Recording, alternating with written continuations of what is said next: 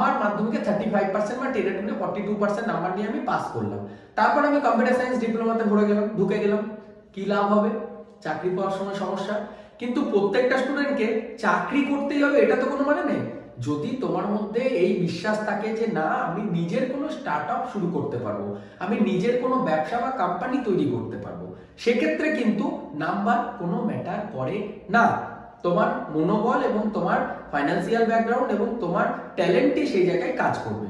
আশা করছি প্রথম পয়েন্টটা আপনারা বুঝতে পেরেছেন। তারপর ধরুন এই যে কোপা বলে দিলাম, আইটিআই কোপা একদম মাধ্যমিকের পরই, মাধ্যমিকের পর কোপা অথবা diploma computer science and technology অথবা সাইবার ফরেন্সিক্স ইনফরমেশন টেকনোলজি বা ইনফরমেশন টেকনোলজি, এই তিনটে বিষয় নিয়ে পড়লেই কিন্তু কম্পিউটারের দিকে এগোতে পারবেন।